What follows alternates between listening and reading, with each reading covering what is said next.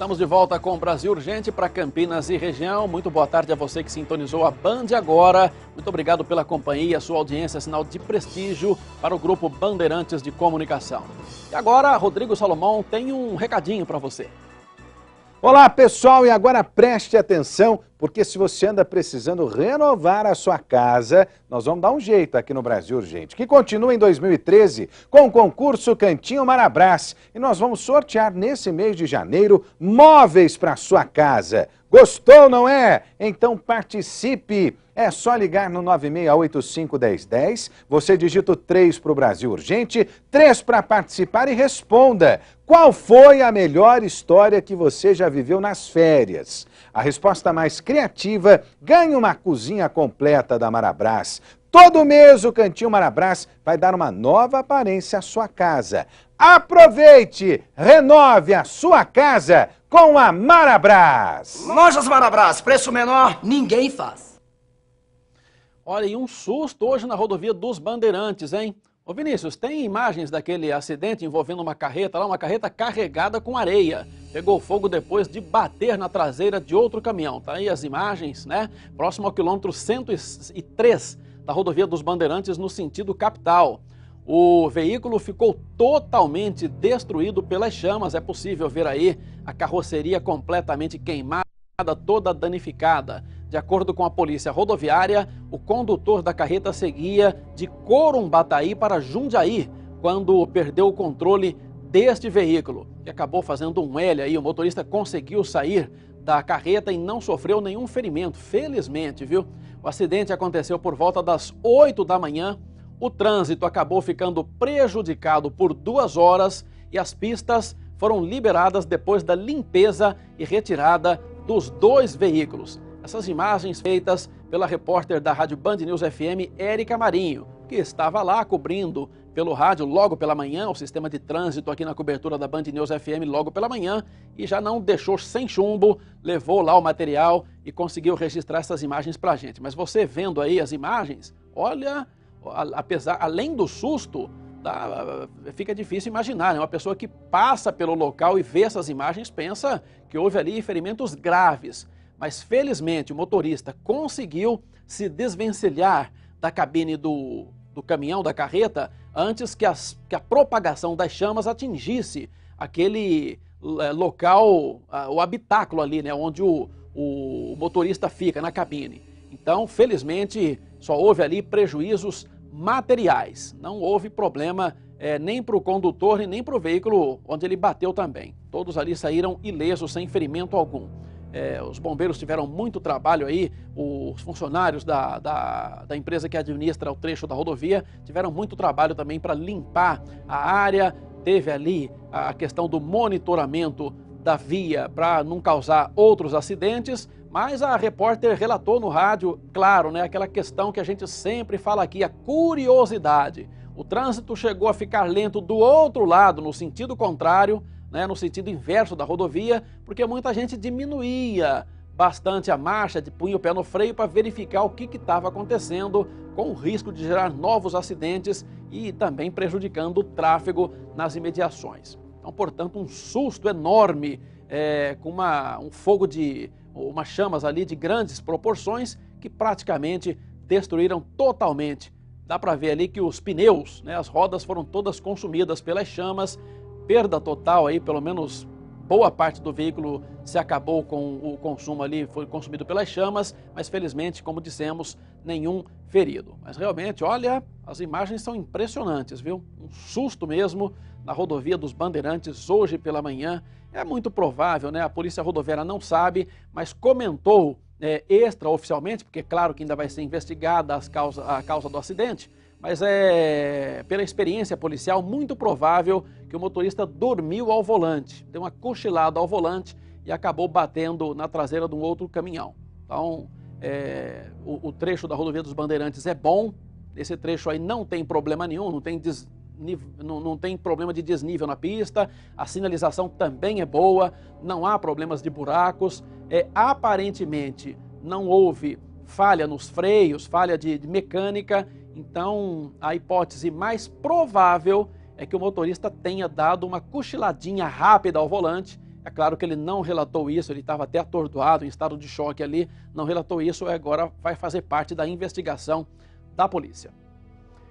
E olha, hoje de manhã, cerca de 400 funcionários que prestam serviços de manutenção em áreas verdes em Campinas protestaram contra as más condições de trabalho. Eles paralisaram as atividades por algumas horas e alegam que faltam banheiros e a sede da empresa está em péssimas condições. Quem acompanhou esse caso foi a Lucimeire Ramalho. Traz aqui pra gente no Plasma. Marcão, Ney, aperte o play.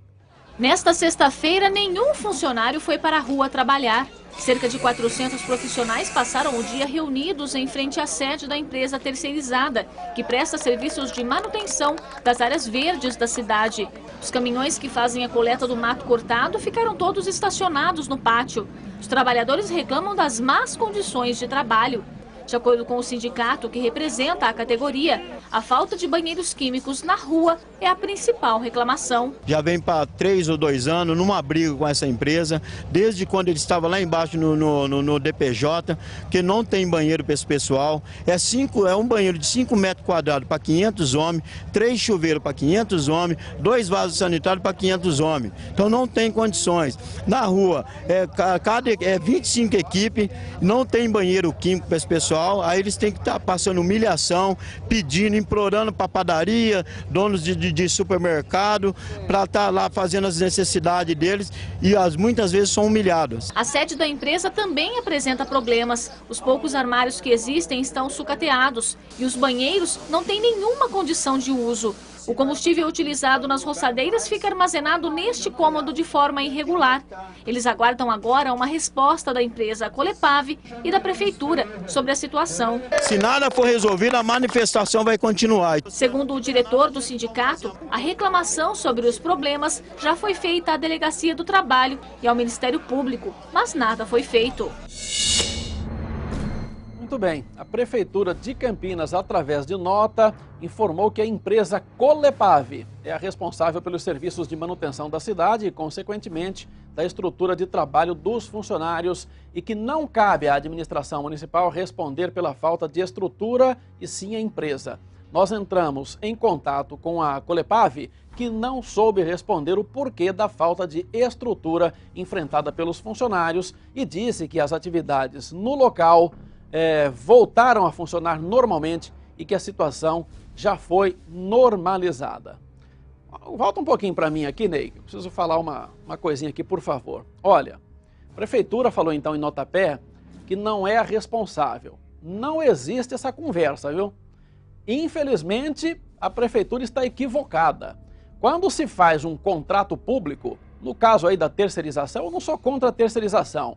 Desde que você não terceiriza a atividade fim, você terceiriza uma atividade suplementar, como é o caso aí da limpeza, não tem problema nenhum. Mas quando você vai contratar uma empresa, você tem que saber não só quem ofereceu o menor preço, você precisa saber se quem ofereceu o menor preço tem condições e infraestrutura suficientes para manter o trabalho. Porque não adianta nada. Os funcionários aí estão protestando que não tem banheiro, não tem chuveiro suficiente, não tem condições de trabalho. Quer dizer, não adianta, a Prefeitura não pode lavar as mãos numa hora dessa. Quer dizer, você, na hora de fazer o contrato, então você faz o contrato, contrata uma empresa que não tem condições de prestar o serviço e aí fica isento de culpa. Aí até eu que sou mais bobo, vou começar a contratar assim. Você contrata uma empresa, não tem a menor responsabilidade, quer dizer, você não tem competência para realizar o serviço. A Secretaria de Serviços Públicos não faz esse serviço. Aí você contrata uma empresa terceirizada. E a empresa não tem condições e a Prefeitura fala, olha, não é culpa minha, problema da terceirizada, não é assim não.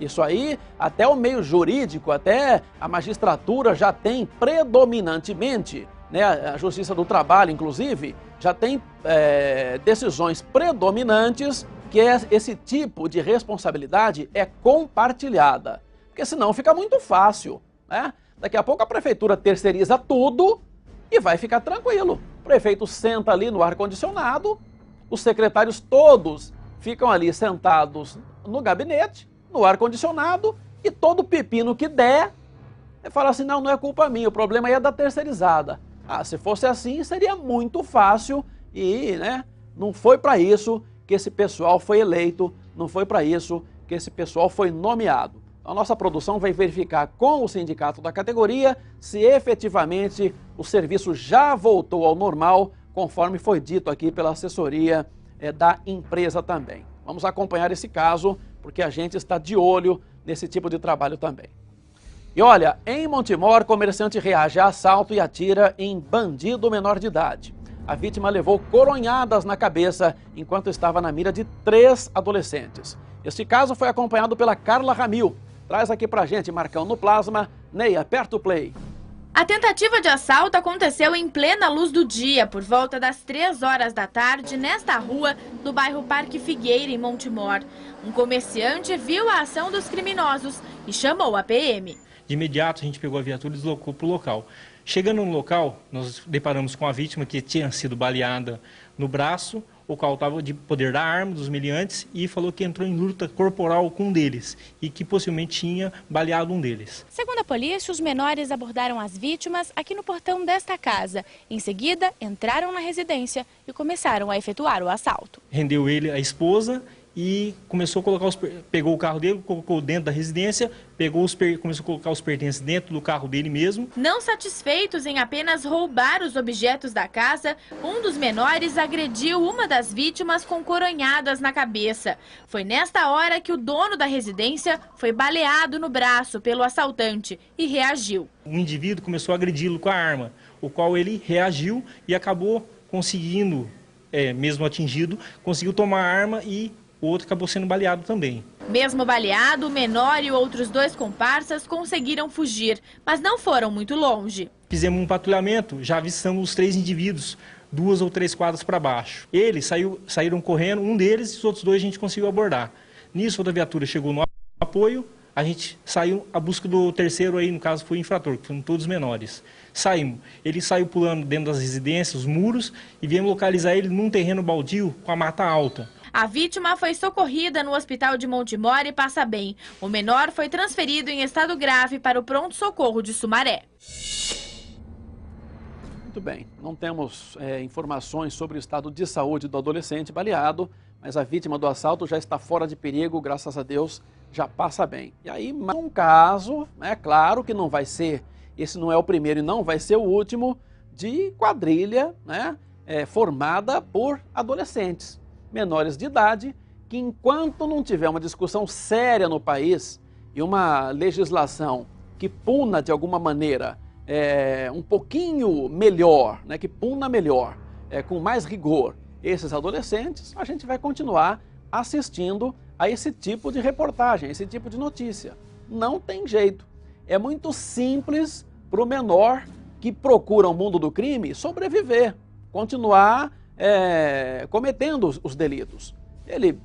Esses aí foram apreendidos, vão responder ao processo, vão para a unidade de internação, daqui a pouco estão na rua e vão novamente fazer a mesmíssima coisa. Então, esse é um grande problema, é um nó, né, que o país tem que resolver.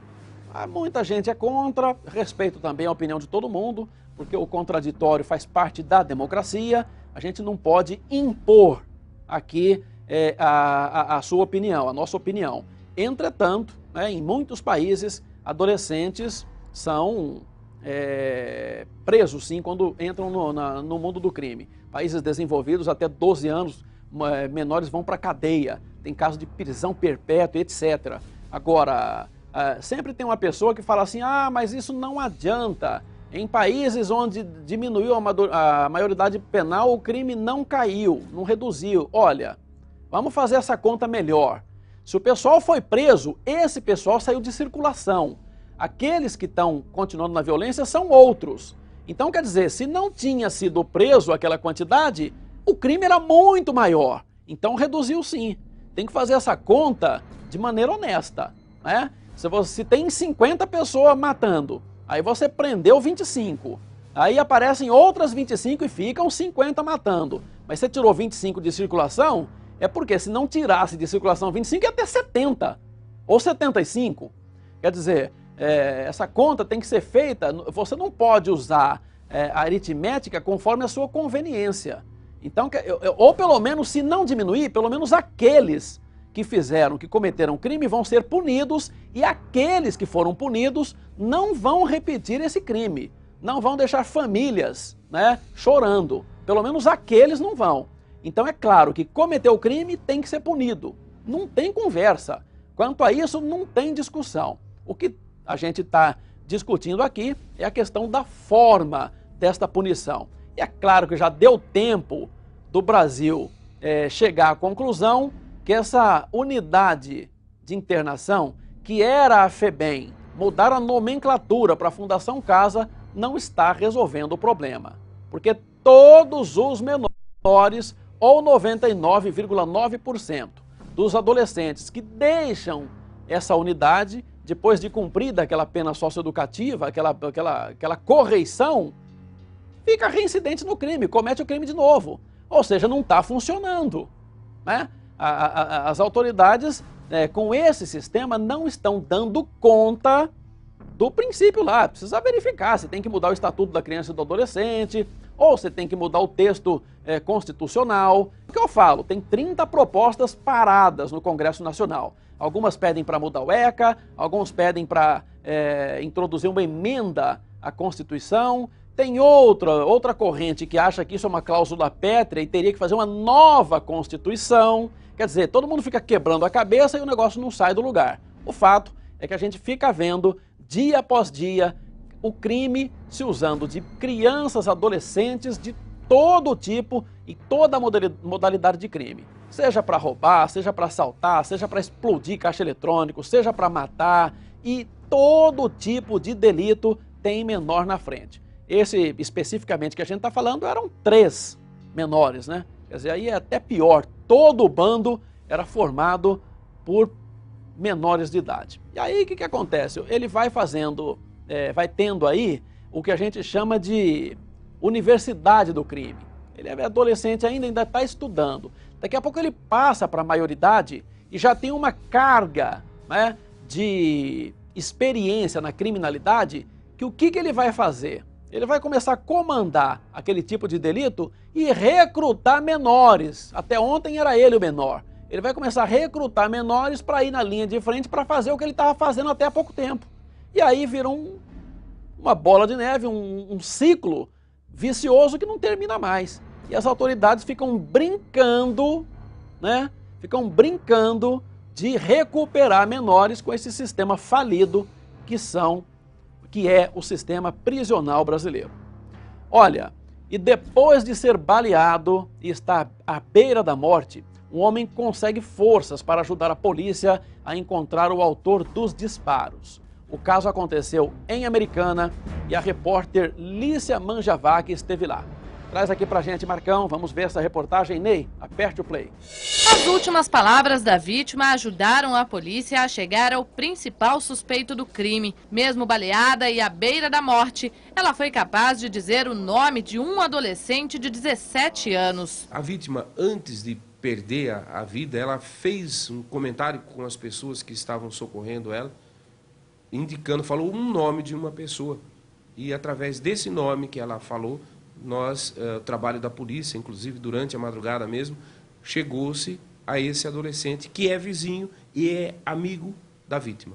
Tudo aconteceu por volta das 11h30 da noite no bairro Matiensen, em Americana, quando a vítima comia um panetone nesta praça próximo à casa dela. Dionis Gonçalves dos Santos, de 27 anos, estava sentado neste banco quando 2 homens chegaram em um carro e efetuaram 6 disparos contra ele. 4 tiros o atingiram. Ele chegou a ser socorrido, mas não resistiu aos ferimentos e morreu. Poucas horas depois, o menor que tinha cometido o crime foi apreendido pela PM. E ele é evidente que ele desconversou, ele tentou sair da responsabilidade dele nessa situação. Para a polícia, o adolescente não agiu sozinho. Pelo menos mais um comparsa está sendo procurado. Estamos trabalhando com a possibilidade de existir não mais um, mas mais do que um também nessa ação. O corpo de Dionis foi enterrado no início da manhã. Abalada, a família não quis gravar entrevista. Bom, aí o caso tem um detalhe, né? A polícia imagina que pode se tratar de um acerto de contas, né? tem características de execução, as pessoas passaram ali a bordo de um veículo atirando, então tem características de acerto de contas. Ainda vai ser investigado o caso, naturalmente, e não se tratou ali de roubo, latrocínio ou coisa dessa natureza. Nada foi levado, então, portanto, as investigações ainda estão no início. De qualquer maneira, a vítima ali, nesse caso, teve condições de apontar, de pronunciar um nome de um adolescente, e isso, claro, vai contribuir bastante para que a polícia consiga remontar esse quebra-cabeça e saber exatamente o que aconteceu, qual foi a motivação para esse crime e quais eram as circunstâncias dessa eventual desavença. Mas é mais um caso, a gente acabou de falar sobre adolescentes no crime. Aí o principal suspeito, relatado pela própria vítima, é claro que uma pessoa à beira da morte, como está ali nos últimos suspiros, ele não tem força para quase nada, ele vai pronunciar alguma coisa, ele se concentrou para falar o nome do suposto assassino. Claro, ele não ia perder tempo e falar uma outra coisa. Então, é bem provável que a polícia consiga efetivamente com essa informação esclarecer. Agora só falta efetivamente verificar o que aconteceu, por que foi feito aquilo, se esse homem devia alguma coisa, se estava envolvido com a criminalidade, tráfico de drogas ou qualquer coisa dessa natureza. Mas a quantidade de adolescentes no crime não é brincadeira. É uma coisa crescente. Na região metropolitana de Campinas é muito comum, toda quadrilha tem pelo menos um adolescente. Às vezes, não é nem um adolescente que aperta o gatilho. Às vezes tem lá uma quadrilha com 6 pessoas, sai um tiroteio, morre alguma vítima. Quando prende alguém, o pessoal põe a culpa do adolescente. Fala, ó, quem apertou o gatilho, quem estava armado, foi o fulano, o adolescente. Porque sabe que de todos, quem vai ter a pena mais branda, quem vai ter menos punição, quem vai sair rapidamente e voltar para a bandidagem é o adolescente. E aí é claro, né? Mesmo que tenha ali uma responsabilidade compartilhada, num caso de homicídio onde um grupo participou, no fim das contas, na hora lá da pena, na hora do julgamento, a justiça vai ver quem é que deu o tiro fatal, quem é que provocou efetivamente a morte, e é esse que responde com a maior quantidade de punição. E é por isso que a bandidagem já conhece muito bem, né, o sistema e coloca ali os adolescentes na linha de frente. O adolescente, sem problema nenhum, quando é isso, ele assume a bronca, porque ele também já está escolado e conhece como funciona o sistema. Então, de pronto, ele fala, não, era eu mesmo, eu que atirei porque ele foi coçar a cabeça e eu atirei. Ele fala qualquer coisa. Ele não tem vergonha, não. Ele usa a desculpa mais esfarrapada, ele fala a primeira coisa que vem à cabeça, o importante ali é assumir a bronca, porque, claro, todo o grupo vai se sair bem enquanto a legislação foi essa que temos aí. É uma pena porque a gente fica imaginando, né, na utopia ou no sonho, um mundo onde o adolescente começa a praticar esporte, a começar a trabalhar ali como aprendiz a partir dos 16 anos, fica preparando ali para prestar o serviço militar, ser alguém na vida. Todo pai sonha isso, né, para os filhos. Todo mundo imagina um mundo ideal onde os adolescentes estão na escola, estão aprendendo alguma coisa, vão aprender alguma profissão, iniciar uma carreira. Mas efetivamente o que se vê não é isso. O que se vê é a bandidagem mesmo, recrutando adolescentes que muitas vezes preferem, né, sem sombra de dúvida, alguns, né, existe aquela corrente que acha que o adolescente que não teve oportunidade vai se bandear pelo mundo do crime.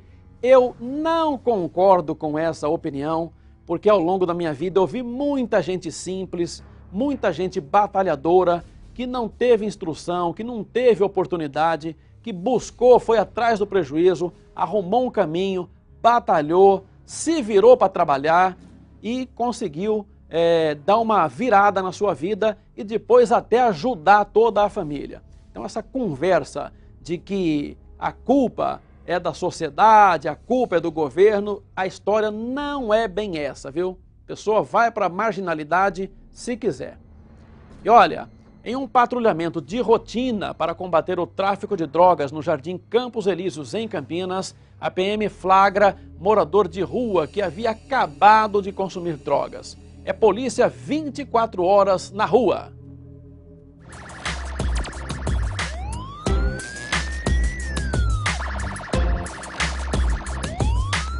Estou fazendo patrulhamento aqui na região do Jardim Campos Elíseos, na área da 3ª companhia do nosso batalhão.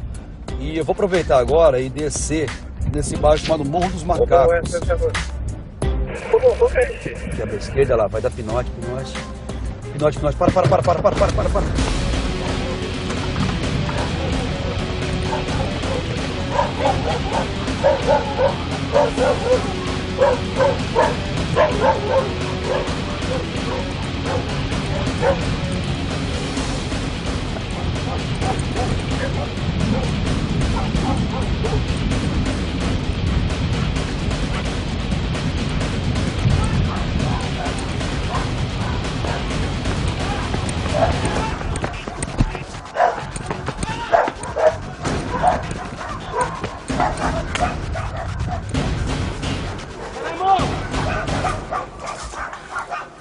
Ele correu, soldado? Correu. Se pensou alguma coisa aí, vamos ver se a gente consegue localizar. Vai deitar no chão, põe a mão na cabeça. Não, senhor, sou usuário. Tá pedindo? Graças a Deus não, senhor. Já tirei cadeia, mas tô pedindo. Vai, levanta, vambora. Vai, meu, levanta rápido. Com licença. O que tem aqui, Boca? Só roupa. Não tem mais nada? Eu tenho roupa aqui. Fez o corretor. Tem mais alguma coisa? Só isso aqui? Não tem mais nada? Usa pedra. Você usa pedra também? Ah, eu uso tudo, senhor. Eu entrei nessa vida aí com 8 anos de idade. Com o meu próprio esforço aí de tolo, de tonto. Querendo conhecer a droga, pensando que ia me deixar mais homem. Então vai, vamos subir, vai. Põe a mão pra trás, segura o seu bagulho aí, vamos subir.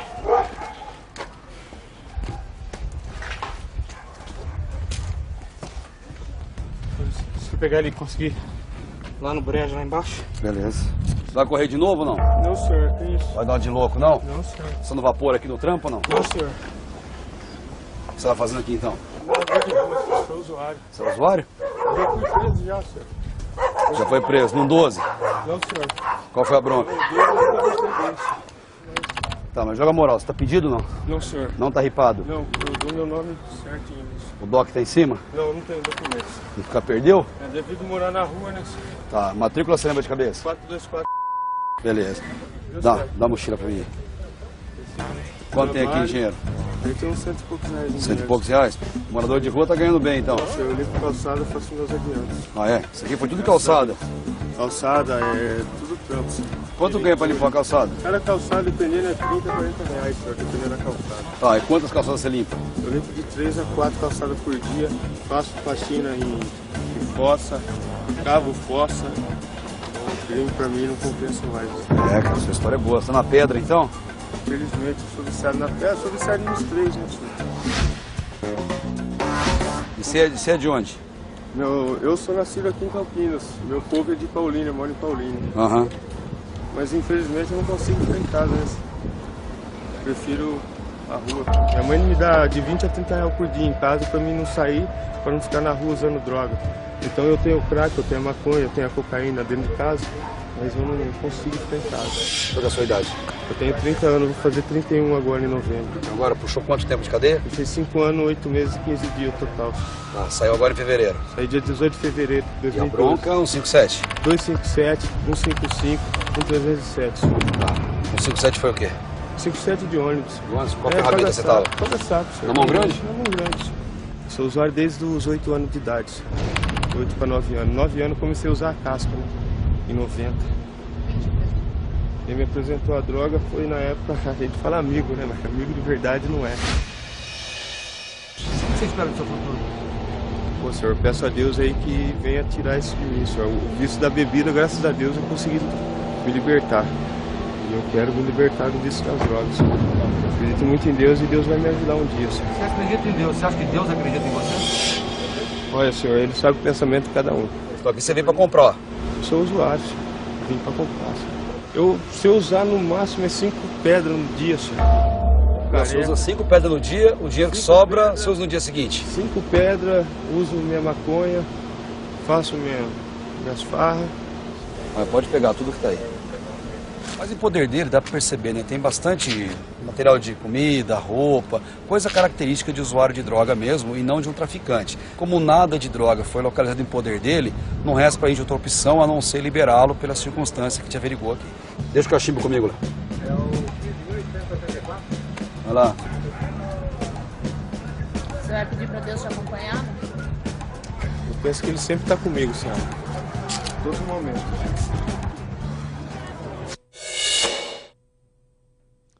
Muito bem, não saia daí. No próximo bloco, o carro de um jornalista incendiado em Americana. Daqui a pouquinho, detalhes desse susto, desse caso chocante aqui na cidade vizinha, na região metropolitana de Campinas.